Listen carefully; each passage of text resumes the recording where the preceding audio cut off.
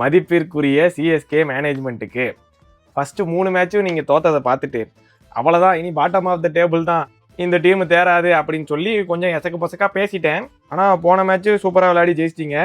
இந்த மேட்சும் கேகேஆரை ஜெயிச்சு 4 பாயிண்ட் நம்ம வாங்கிட்டோம் அப்படின்றத நினைக்கும் போது ரொம்ப சந்தோஷமாக இருக்குது. சஞ்சு சாம்சன் சூப்பராக ஆரம்பித்தார், அப்புறம் கொஞ்சம் ஸ்லோ டவுன் ஆகிட்டார். பரவாயில்ல, அவர் சூப்பராக ஆடிட்டார். இந்த ருத்துராஜ் கெய்க்வாடுக்கு என்ன தான் ஆச்சு?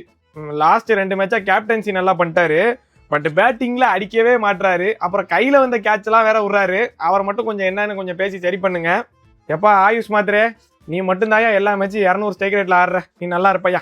இன்ஜூரியிலேருந்து வந்த டெவால் பிரவிஸும் நல்லாவே ஆடினாரு, ஆனால் அவரும் கேட்ச் விட்டாரு, அதுதான் என்னன்னு தெரில.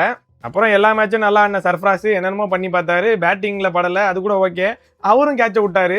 சரி, இந்த தடவை 220 போகும் அப்படின்னு பார்த்தோம். அப்புறம் பிச்சு ஸ்லோவானிச்சா இல்லை நம்ம பேட்டர்ஸ் அப்படி ஆடினாங்களான்னு தெரில. 190 கிட்ட தான் அடித்தாங்க. நல்ல விஷயம், நீங்கள் அக்யூலோசேனை டீமுக்குள்ளே கொண்டு வந்தது தான். அவங்க ராஜதந்திரம் பண்ணுறதா நினச்சி அக்யூலோசேனை டேக்கிள் பண்ணுறதுக்காக சுனில் நரேனை ஓப்பனிங் இறக்கி மாட்டிக்கிட்டாங்க.